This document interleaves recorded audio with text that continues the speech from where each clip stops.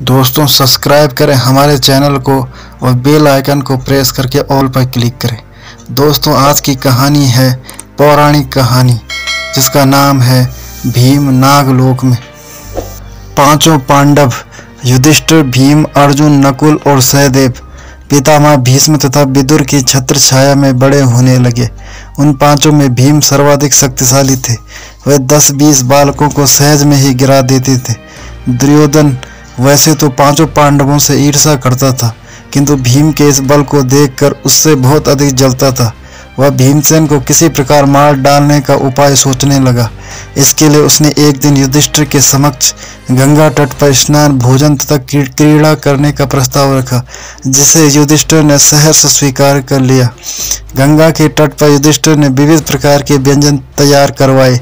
स्नान आदि के पश्चात जब सभी ने भोजन किया तो अवसर पाकर दुर्योधन ने भीम को विषयुक्त भोजन खिला दिया। भोजन के पश्चात सब बालक वहीं सो गए। भीम को विष के प्रभाव से मूर्छा आ गई। मूर्छित हुए भीम को दुर्योधन ने गंगा में डुबो लिया। मूर्छित अवस्था में ही भीम डूबते उतराते नागलोक में पहुंच गए। वहां पर उन्हें भयंकर विषधर नाग डसने लगे तथा विषधरों के विष के प्रभाव से भीम के शरीर के भीतर का विष नष्ट हो गया और वे सचेतावस्था में आ गए। चेतना लौट आने पर उन्होंने नागों को मारना आरंभ कर दिया और एक के पश्चात एक नाग मरने लगे। भीम के इस विनाश लीला को देखकर कुछ नाग भागकर अपने राजा वासुकी के पास पहुंचे और उन्हें समस्त घटना से अवगत कराया। नागराज वासुकी अपने मंत्री आर्यक के साथ भीम के पास आए। आर्यक नाग ने भीम को पहचान लिया और उनका परिचय राजा वासुकी को दिया। वासुकी नाग ने भीम को अपना अतिथि बना लिया।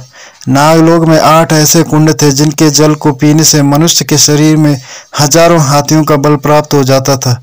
नागराज वासुकी ने भीम को उपहार में उन 8 कुंडों का जल पिला दिया।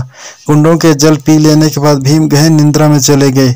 8वें दिन जब उनकी निद्रा टूटी तो उनके शरीर में हजारों हाथियों का बल आ चुका था।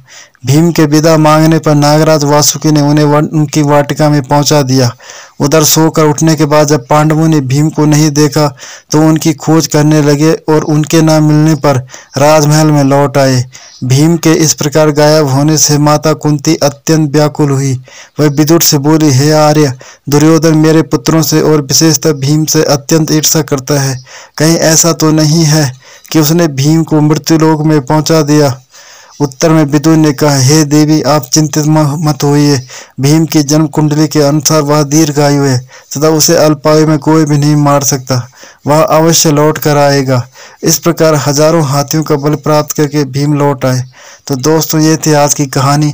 उम्मीद करता हूँ आपको कहानी पसंद आई होगी। अगर आपको कहानी पसंद आए तो चैनल को सब्सक्राइब करें, बेल आइकन को प्रेस करके ऑल पर क्लिक करें, वीडियो को लाइक तथा शेयर करें और हमें सपोर्ट करें। धन्यवाद।